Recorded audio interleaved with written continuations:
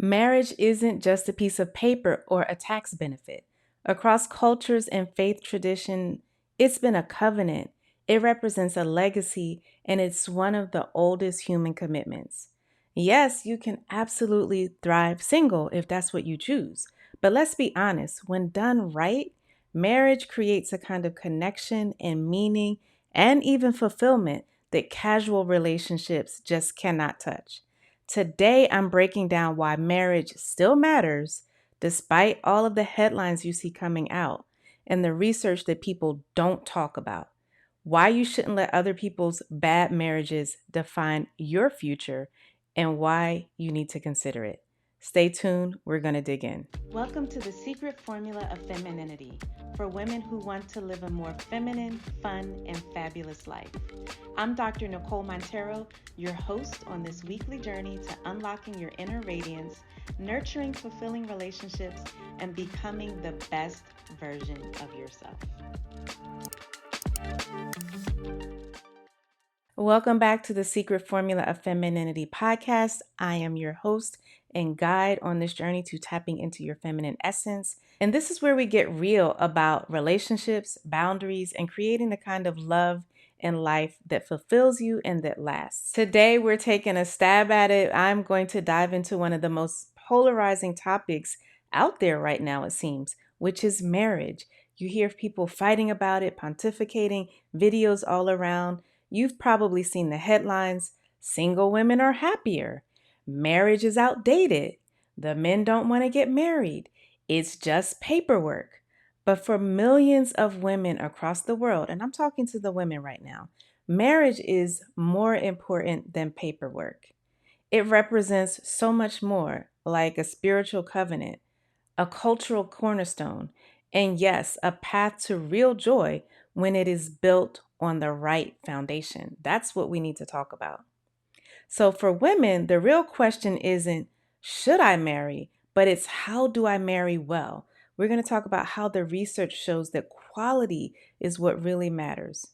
We're going to look at this research. We're going to look at marriage's cultural and religious meaning and at some unpopular rhetoric that's going on, things that are being presented as truths, and what it really takes to make a marriage that lasts and that feels like a blessing instead of a burden. I have met women throughout my career, whether it's working with them in coaching, facilitating workshops. Usually it's a woman in her late 30s, maybe career driven. She's skeptical of marriage for a number of reasons. Sometimes it's an absent father. It's a nasty divorce that her parents went through. It was difficult co-parenting where they couldn't really come together as a unit.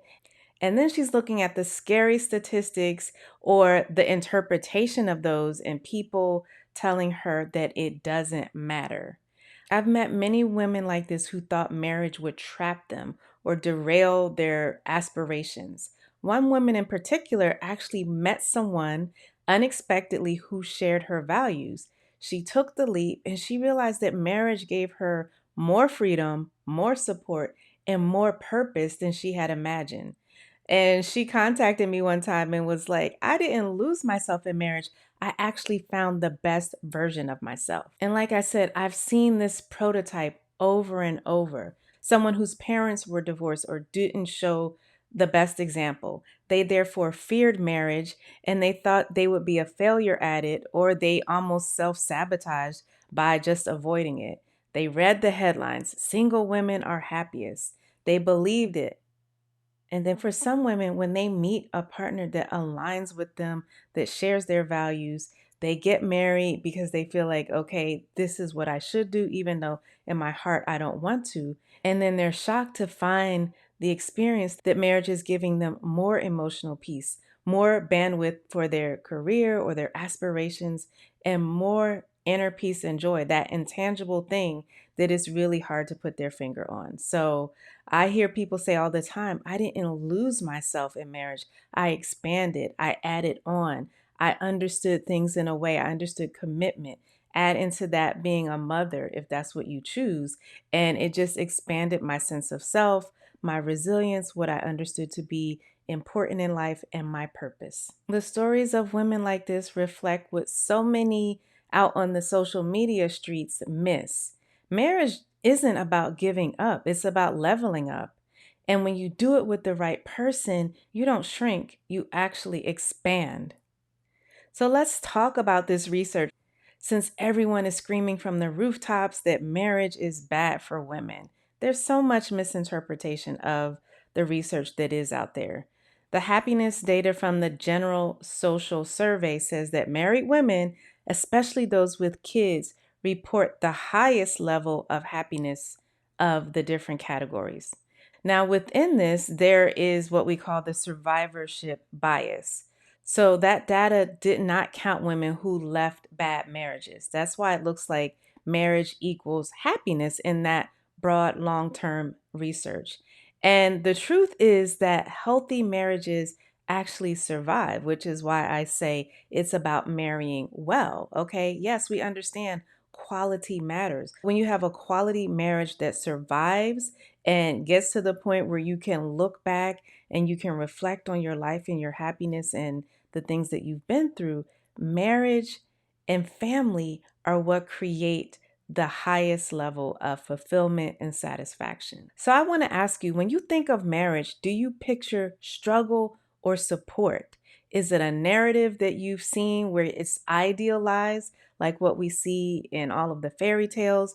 Or then is it the struggle love narrative, especially for Black women, that we've seen throughout the movies, throughout media, even in music, that says that it's about struggle and being ride or die and not getting anything from it? So ask yourself, are you on the extremes and believing these narratives, or are you understanding that it's about quality and marrying well and communicating and having a healthy relationship? So let's look at the health data. Married people actually live longer. They have a lower risk of heart disease and other long term chronic illnesses. Now, yes, men benefit automatically from this boost in health from being married because wives tend to regulate them. However, when the marriage is healthy, safe, equitable, quality, women absolutely benefit. It's not marriage that harms women, it's bad marriages.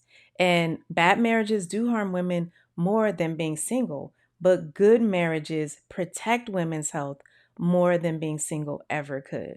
You get what I'm saying here? So it's about, again, that Q word, the quality. In terms of economics, men get a wage premium. Yes, they get a boost from being married, and women often face the motherhood penalty in their careers.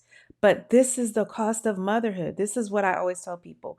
Yes, being a parent is difficult. Being a mother, especially in those early years, it requires a level of caretaking. And if you want to pursue your career, you're going to have to make some choices. That is just how it is. And that's whether you're married or single. If you're a single mother, there's even more choices and difficulties and challenges to face. So women do face a motherhood penalty. But when you add marriage into the mix, married couples tend to build more wealth together. Two incomes or two people in a household where they have a complementary role, that equals stability. And stability is always a part of building wealth and being economically stable. Marriage can help to solidify the couple's economic stability and growth if they are both invested in some way in it. So it's about the commitment and the investment. And outside of the health data and the economic data, there is the cultural and religious value and meaning.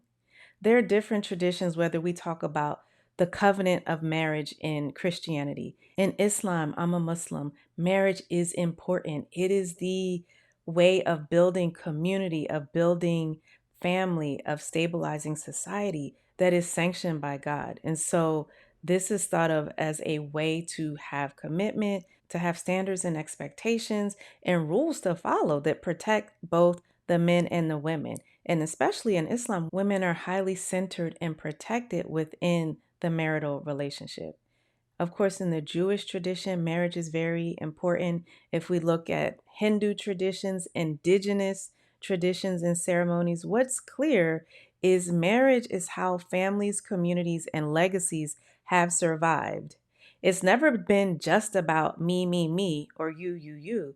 It's about us. It's about we. And it's about building and contributing. So I want to give my own hot takes to combat what people are saying that's taking things out of context. Hot take number one is if you think marriage is just paperwork, you've probably only seen mediocre ones. You need to stop mistaking poor examples for the whole truth. You're taking a kernel of what happens for some people and you're making that the whole batch of popcorn, and it's just not accurate. Hot take number two: if you reject marriage out of hopelessness or fear, you're actually letting pain lead your life. You're not liberated. That's not empowerment, it's avoidance. It's not liberation, it's confinement. So ask yourself, what is driving this idea that marriage is going to put you at risk for a woman? Is it fear or is it fact? Hot take number three: marriage is not outdated. What's outdated is women being forced into it without choice. Today, women choose marriage, and that is powerful. I always tell people we are in an age of so much freedom and so much personal choice. And sometimes I think that cripples people because people get to choose. You can literally choose if you want to become a mother, if you want to become a wife. But what I see is people making a choice, whether it is or is not to do those things, and they're still unhappy.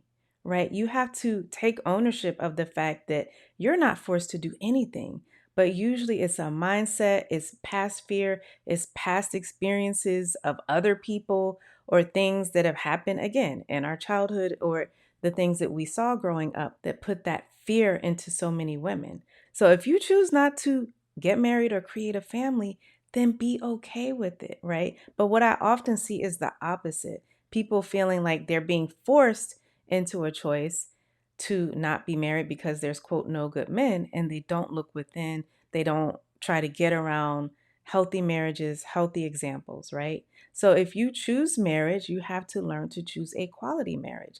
If you choose not to be married, then it's okay. Be happy with it. But let's stop this whole thing about it's outdated, you don't have a choice, it's not good for you. Hot take number four, going along with what I just said, marriage isn't for anyone. We're in an age where we get to choose. But if it's not for you, just own that. Don't, however, discredit a covenant that millions of women still choose because it brings them meaning, support, and legacy. I have been around the world. I have been to weddings, I want to say, in at least 15 countries. It is sacred, it is sought after, it is beloved, and it creates legacy. So I want to ask you to reflect. Have you ever been tempted to dismiss marriage just because you've seen too many bad ones? What if the real lesson is to raise your standards, not lower your hopes? Maybe it's about seeking different examples as opposed to avoiding the whole institution. So that takes us to practical ways to think about marriage now. The key to marriage is to define it outside of the paperwork. So, number one is you need to define what is important for you. I would say don't marry for lifestyle, marry for alignment. There are so many women who say, you know what, forget the love part. I'm just going to go for the bag. And what I see is that doesn't work out well if you're not aligned with the person. Now, I understand you want someone who's a provider, someone who's able to help you to grow and protect you, right? And that gets to the second one, which is don't marry potential. Pick a partner who is currently living in their values. They may not have already arrived because it is a beautiful thing to build with someone, but you don't go on potential. Someone who hasn't defined their values, it doesn't have ambition, doesn't seem to be able to lead or take you or protect you or create, a safe place for you as a woman or to build a family, right? So in doing that, you have to make sure that you set boundaries early. You need to have discussions about finances, understand where you all stand with intimacy. Are you willing to grow in that area? What do you believe about gender roles and family roles? I see people have unspoken expectations and they don't talk about it. Therefore, they are out of alignment or they're not willing to grow with each other, which can be a problem. You need to treat marriage as growth. Don't think of it as a finish line, but more like a training ground for love and legacy. You should think about how marriage roots you in something bigger than yourself. It's not always about you. And sometimes that means sacrifice. It means putting the commitment first. It means going through periods where you're not always personally happy. But here's something that people don't talk about. When you're single, you're not always happy either. There's no situation or circumstance in life where you are always happy. And when I hear people say, well, I can just do it by myself, what I hear is it's difficult for you to engage in the give and take of being in a relationship with someone. So I want to ask you, which of these 5 steps for a healthy marriage do you need to strengthen the most? Is it the values part, the boundaries, the legacy, or something else? All right, so let's get into some Q&A about marriage. One is, what if I don't want marriage? And I say all the time, that is fine, but don't reject it just because you're scared. Ask yourself why you don't want it. It should be a choice, not a reaction or just a defense mechanism because you don't see it happening for you. Question number 2 is, isn't marriage riskier for women? Well, it's yes and no. When marriage is completely unbalanced and unfair, yes, it can be risky for women, but also for men. When men are in bad marriages, they also lose. Men talk about losing financially in some ways. Women, we tend to suffer in low quality relationships. That's why I say a toxic marriage is absolutely unhealthy. A healthy quality marriage can boost your well being beyond what you can experience when you're by yourself. So that's why values and boundaries need to be non negotiable. You need to think about what will make this feel like an equal partnership. And equal doesn't mean everybody is doing the exact same thing. We are meant to complement each other. Sometimes you're given 100 and that other person is down and they need you to help lift them up. And sometimes it's the reverse. Sometimes both are given 80. Sometimes like it just varies. This is for the long game, right? It's not just about going tit for tat to see who's doing this or who's doing that. Question number 3 is, what if I've only seen bad marriages? That is great. That's actually a situation that so many women, especially millennial and Gen X women, they have seen some horrible marriages, and that's why they're trying to throw the whole baby out with the bathwater. But what I would say is don't let broken models limit your vision. You need to seek healthy examples, whether that's your own therapy, whether that's getting around people. I always tell people my parents broke up when I was really young. They co parented well. I was always around my dad and his family and my mom and her family. But I also had good friends. One of my best friends, her parents were married, and I got to grow up seeing that kind of connection and partnership and love. And that really helped to give me a different view. So imagine maybe what I would have thought about long term relationships and marriage if I hadn't seen that example. So I totally get it if you've only seen bad marriages, but you have to then go and seek it. There are actually groups of married people that mentor people who want to be in marriages. There are groups of married people, their married partners who talk about themselves not having grown up seeing good examples, but how they work on themselves, they commit to what they want, and they decide that I am going to pour all that I have into a quality, healthy marriage. The next question is, what about divorce rates? Yes, divorce is common, but actually rates are falling among educated couples. Educated couples have some of the most stable marriages. So the issue isn't marriage, it's the preparation, it's the alignment, it's understanding all of the stressors. And yes, economic stressors are a huge part of it. And so I hear women saying, well, don't marry a broke man. I would say, don't marry a broke mentality, right? There are many people who start off not being the most stable economically and they grow into that. It's about the mentality and the mindset and the drive of who you're marrying. So, yes, divorce rates really increased after the 1950s. They are decreasing now. People are putting more into the decision to get married. So, that is increasing some of the alignment. We're also seeing some older people get divorced, what they're calling gray divorces. And I think that just speaks to a very delicate period in marriage, which is after you've raised your kids. You know, we used to talk about the 7-year itch, but then it's after 20, 25, 30 years. After you've raised your kids, you've put so much energy into that. You have to learn how to reconnect to each other, how to realign with each other. So it doesn't mean that marriage, long-term marriage, is doomed. It just lets us know that this is a vulnerable period in a couple's marriage and they need to attend to it and reacquaint themselves or get to know each other again. So it's important that we understand that marriage is not dead. It is far from dead. And I will tell you, it will never die. It is not just paperwork, it's covenant, it's culture, and it's a calling for those who choose it. Not every woman has to marry. Not every woman in history ever has married. But if you do, you need to make it intentional. You need to make it values based, and you need to make it legacy building.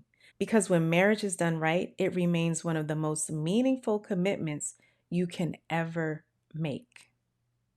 If this episode helped to shake up your thoughts and make you question maybe some of the negative assumptions that you had about marriage, I want to challenge you to share it with a friend. Or better yet, share it with your partner, somebody that you're building a relationship with or in a relationship with.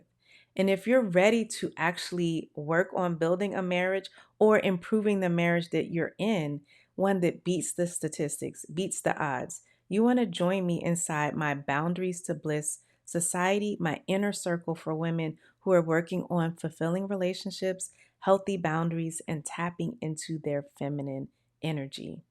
And if you want to just get your feet wet, make sure you get my book, The Boundaries to Bliss Blueprint, for women who are finally ready to win at love.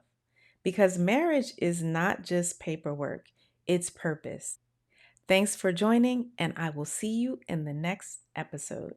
I'm Dr. Nicole.